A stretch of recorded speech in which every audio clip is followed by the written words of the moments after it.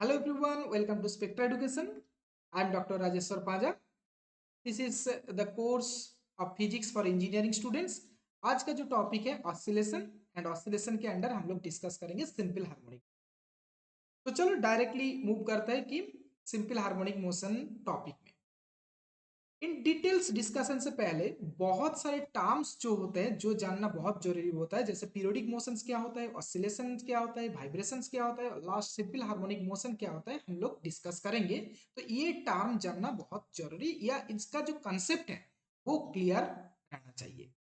तो उस कंसेप्ट को क्लियर करने के लिए इस सब मोशन को थोड़ा ऑब्जर्व करो। जैसे फर्स्ट जो मोशन है पेंडुलम का मोशन है, सेकेंड जो अपना प्लैनेटरी मोशन है जो अर्थ रिवॉल्व कर रहा है सन के, थर्ड देखो कि एक एटॉमिक जो मॉडल है दिया हुआ है electrons moving around the nucleus, fourth एक स्प्रिंग मास सिस्टम है, and the fifth one A particle एक स्ट्रेट लाइन में मूव कर रहे हैं।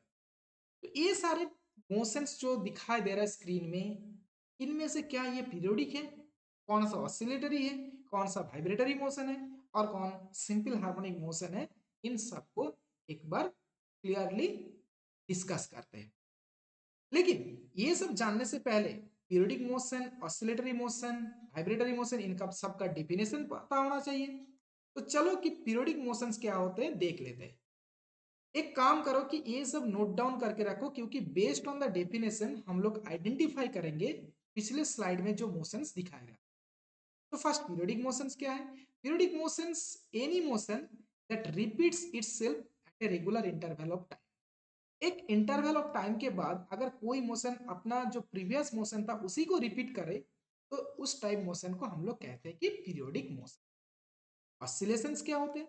ऑसिलेशंस बेसिकली एक पीरियोडिक मोशंस ही होते हैं, ठीक है। लेकिन इसमें एक बैक एंड फोर्थ मूवमेंट होता है around a equilibrium position.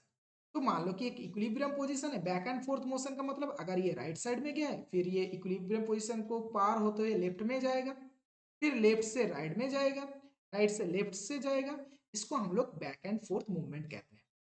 In general अगर ये मूवमेंट रेगुलर है तो हम लोग इसको पीरियोडिक कहते हैं, अगर इरेगुलर है तो नॉन पीरियोडिक या पीरियोडिक कहते हैं। वाइब्रेशंस क्या है? वाइब्रेशंस कुछ नहीं, वाइब्रेशन एक रैपिड ऑसिलेटरी मोशन है। बेसिकली वाइब्रेशन ऑसिलेशन ही होते हैं, लेकिन इनका ऑसिलेशन बहुत रैपिड होते हैं, बहुत तेज होता है, इनका फ्रीक्वेंसी बहुत हाई। फोर्थ आता है कि सिंपल हार्मोनिक मोशन, जो जानना बहुत जरूरी है।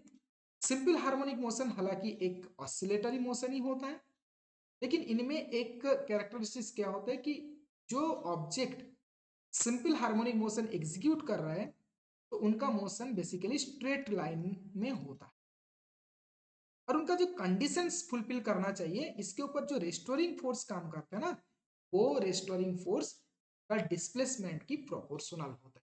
अगर ये कंडीशन फुलफिल है तो उन ऑब्जेक्ट की जो ऑसिलेटरी मोशन वो सिंपल हार्मोनिक मोशन ही होता है। अभी रेस्टोरिंग फोर्स क्या है थोड़ा सा याद करो। स्प्रिंग मास सिस्टम को कंसीडर करो। जैसे मान लो कि एक स्प्रिंग से एक ब्लॉक इज अटैच्ड, ये इनका इक्विलिब्रियम कंडीशन है, and from the equilibrium condition इसको थोड़ा सा स्ट्रेच करके मान लो कि इस पोजीशन में लेके आए, और ये जो डिस्प्लेसमेंट हुआ है ये डिस्प्लेसमेंट हुआ ही है। अब इस डिस्प्लेसमेंट की वजह से इसके ऊपर एक ऑपोजिट डायरेक्शन में एक फोर्स काम करता है, और जिस फोर्स का काम जो होता है ये चाहता है कि इस ब्लॉक को फिर से अपना इक्विलिब्रियम पोजीशन में वापस लेके आए। तो ये जो फोर्स जो इनको वापस लेके आने की काम करता है इसको हम लोग कहते हैं कि रेस्टोरिंग फोर्स। और ये restoring force for simple harmonic motion के लिए ये इसका जो डिस्प्लेसमेंट है उसका प्रोपोर्शनल होना चाहिए। नेगेटिव सिंबल क्यों है? क्योंकि डिस्प्लेसमेंट इस डायरेक्शन में और रेस्टोरिंग फोर्स ऑपोजिट डायरेक्शन में। अगर ये कंडीशन फुलफिल होता है तो वो सिंपल हार्मोनिक मोशन। अब आइडेंटिफाई करने की कोशिश करते हैं। चलो ये सारे मोशंस को, पहले वाला ये पेंडुलम, फिर आते हैं अपना earth revolving around the sun, atomic ring mass system and this system. तो फर्स्ट पेंडुलम, क्या ये पीरियोडिक है? बिल्कुल पीरियोडिक है, क्योंकि देख सकते हो कि ये after certain interval of time अपना पाथ को रिपीट करते जा रहे हैं। क्या ये ऑसिलेटरी? हाँ, ये to and fro right side and left side कर रहा है मीन पोजीशन को बीच में रखते हुए, तो ये ऑसिलेटरी मोशन है। क्या ये सिंपल हार्मोनिक मोशन है? इसमें थोड़ा सा डाउट है। ये सिंपल हार्मोनिक मोशन में थोड़ा सा डाउट है, क्योंकि इसका पाथ अगर देखोगे ना, ये जो पाथ एग्जीक्यूट कर रहे हैं ये कोई स्ट्रेट लाइन पाथ नहीं है, ये एक कार्व पाथ है। और इसको हम लोग अगर ये समहाउ ये स्ट्रेट लाइन में ही लिमिटेड है, तब ये सिंपल हार्मोनिक मोशन हो सकते हैं। हालांकि फॉर दिस मोमेंट ये सिंपल हार्मोनिक मोशन नहीं है। अब आते हैं कि दूसरा अपना प्लैनेटरी मोशन, क्या ये पीरियोडिक मोशन? बिल्कुल पीरियोडिक मोशन, क्योंकि आफ्टर 365 डेज ना अर्थ अपना जो पाथ था उसी को रिपीट करते हैं। क्या ये ऑस्सिलेटरी मोशन? ये बिल्कुल ऑस्सिलेटरी मोशन नहीं है, क्योंकि ये टू एंड फ्रो मोशन नहीं है। सिंपल हार्मोनिक मोशन कदापि नहीं, क्योंकि ए प्रोपोर्शनल टू जो वाई होते हैं वो यहाँ पे फॉलो नहीं हो रहा है।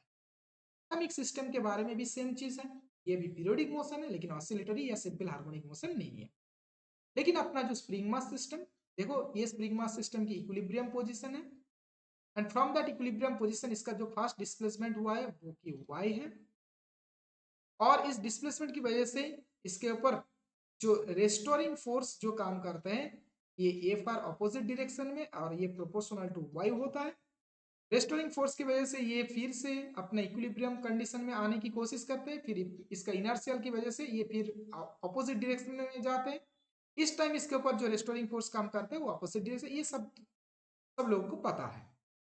ये जो सिस्टम है ये पीरियोडिक मोशन एग्जीक्यूट कर रहा है, क्योंकि बार बार अपना सेम पाथ को रिपीट कर रहे हैं।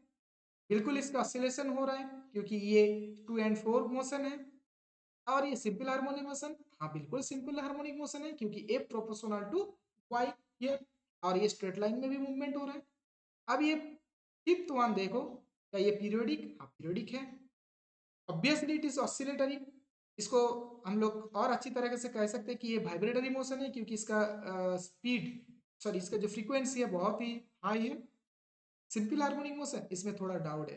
हालांकि ये अपना स्ट्रेट लाइन मूवमेंट तो फॉलो कर रहे हैं, लेकिन इसके ऊपर जो फोर्स या restoring force is proportional to y, we don't know about this thing. अगर ये हम लोग नहीं जानते तो सिंपल हार्मोनिक मोशन में डाउट है। अब चलो हम लोग बेसिकली डिस्कस क्या करेंगे, सिंपल हार्मोनिक मोशन के बारे में डिस्कस। पहले हम लोग ये दिखाए थे कि जब पेंडुलम सिंपल हार्मोनिक मोशन नहीं है, लेकिन इसको सिंपल हार्मोनिक मोशन हम लोग बना सकते हैं। कैसे? जैसे इसका एंगुलर डिस्प्लेसमेंट अगर बहुत कम है, जो देख रहे हो इस तरह की अगर पेंडुलम ऑसिलेट करे, तो देखो इसका जो मूवमेंट है वो वाई डायरेक्शन में ही मूवमेंट हो रहा है कि नहीं? एक स्ट्रेट लाइन में मूवमेंट हो रहा है, और किसी भी टाइम में इसके ऊपर जो रेस्टोरिंग फोर्स काम कर रहा है ना, इट इज प्रोपोर्शनल टू इसका डिस्प्लेसमेंट भी है। तो ये अब सिंपल हार्मोनिक मोशन को एग्जीक्यूट कर रहे हैं। और चाहे तो तुम इस एग्जांपल को ले सकते हो, ये बिल्कुल सिंपल हार्मोनिक मोशन वाला एग्जांपल है। कोई भी मोशन ऑसिलेशन में अगर ठीक से एनालिसिस करना चाहते हो, तो पहले उसका इक्वेशन ऑफ मोशन चाहिए। Basically we need to know the differential, क्या कर लेते, differential equation of simple harmonic motion.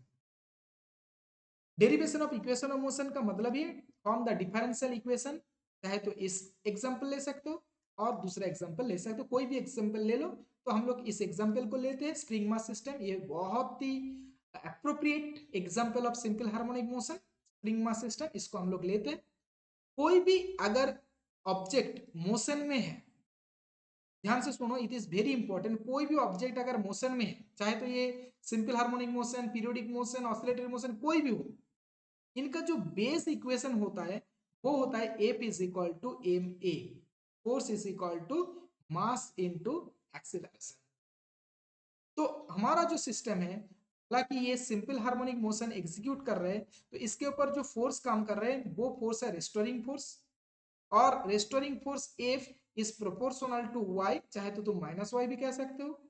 और इस प्रोपोर्शनल को अगर हटाना चाहते हो तो F is equal to minus k y, जहां k is a constant. In spring mass system के लिए के को हम लोग कह सकते हैं कि it is a spring constant. तो for this spring mass system जो कि सिंपल हार्मोनिक मोशन को कंटिन्यू कर रहा है, उनके लिए उनके ऊपर जो फोर्स काम कर रहा है वो है रेस्टोरिंग फोर्स। तो हमारा जो बेस इक्वेशन जो Newton second law of motion से हमें मिलता है, इनका फोर्स देखो हमें मिल गया। तो force F is equal to, in this case it is minus k y. तो ये जो फोर्स है अब हम लोग इस बेस इक्वेशन में फिट करेंगे। तो minus k Y is equal to M a. अब हम लोग इसका जो वेक्टर साइन है ना, इसको निगलेक्ट कर रहे हैं। क्यों कर रहे हैं? क्योंकि हमें पता है कि फॉर सिंपल हार्मोनिक मोशन ये एक स्ट्रेट लाइन में it is an 1D motion. ठीक है, तो ये अगर 1D इसका डायरेक्शन फिक्स है तो हमें डायरेक्शन देने की जरूरत नहीं है। तो in 1D it is minus K is to M A. इसको थोड़ा सा रीअरेंज करके करते हैं। So M A is M A plus K Y is equal to 0 हम लोग लिख सकते हैं। और इसको और थोड़ा सा सिंप्लीफाई करो। एम ए क्या है? M is the mass of this block. In case M is the mass of the pendulum. A क्या है? A is nothing but the acceleration. A क्या है? A is acceleration. और एक्सीलरेशन का जो डिफरेंशियल फॉर्म क्या होता है? d2y dt2। किसी भी टाइम में इसका अगर y डिस्प्लेसमेंट है तो इसका जो एक्सीलरेशन होते हैं d2y dt2। तो m d2y dt2 plus K Y is equal to 0। और m से एक काम करो, डिवाइड कर दो। तो d2y dt2 plus k by m y is equal to 0। 4 line में इसका इक्वेशन डिराइव हो जाएगा। तो एक लाइन, दो लाइन, 3, 4 और लास्ट 5th लाइन। और इसको और थोड़ा सा सिंप्लीफाई करके हम लोग लिख रहे हैं d2y dt2 plus omega square y is equal to 0। ये ओमेगा स्क्वायर क्या है? Omega square is equal to k by m. और omega is equal to root over k by m. तो ये के कांस्टेंट है, spring constant, mass obviously constant है। इन दोनों का मिला के हम लोगों ने तीसरा कांस्टेंट ओमेगा ले लिया। सो ओमेगा, सो ये जो इक्वेशन हमें मिला d2y dt2 plus omega square y equal to 0, this is the differential equation of simple harmonic motion. यही 3 to 4 मार्क्स दे देते क्वेश्चन पेपर में कि राइट डाउन अगर बोलेगा तो 1 मार्क्स के लिए। अगर बोलता है कि derive the equation of motion of simple harmonic motion, so you have to start from here then end here. So this is the differential equation of simple harmonic motion. Omega का एक नाम है, it is the angular frequency, it is the angular frequency of simple harmonic motion. और angular frequency and linear frequency का relation क्या है? Omega is equal to twice pi nu. अगर to and fro motion कर रहा है तो इसका फ्रीक्वेंसी होगा, जिसको लीनियर फ्रीक्वेंसी हम लोग न्यू करते हैं, उसका करस्पॉन्डिंग जो एंगुलर फ्रीक्वेंसी वो होता है ओमेगा। और इन दोनों का रिलेशन होता है omega is equal to twice pi nu. ये हम सभी को पता है शायद। तो ये हो गया कंप्लीट।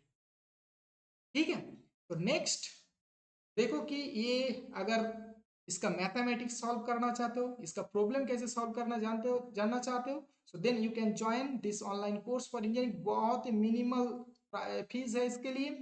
और ये फुल कोर्स तुम्हें मिलेगा with weekly 1 live classes. You can join that one, जहां हम लोग सिंपल हार्मोनिक मोशंस की problems solve, basically we will focus on that. लेकिन ये जो यूट्यूब वीडियोस जो तुम्हें फ्री में मिल रहा है, इनमें तुम्हें बिल्कुल जो अपना सिलेबस के हिसाब से जितने सारे टॉपिक्स है डिस्कशन तो होगा ही होगा इधर। नेक्स्ट लेक्चर में हम लोग ये जो हमने डिफरेंशियल इक्वेशन क्रिएट किया है ना for simple harmonic motion d2y dt2 plus omega square y is equal to 0, इनका सॉल्यूशन करेंगे, इनका पीरियोडिक टाइम पीरियड के बारे में जानेंगे, और बहुत सारे चीज, इसका energy etcetera will discuss in the next class. तो इतना ही अभी छोड़ते हैं and stop here. We will meet again the next lecture.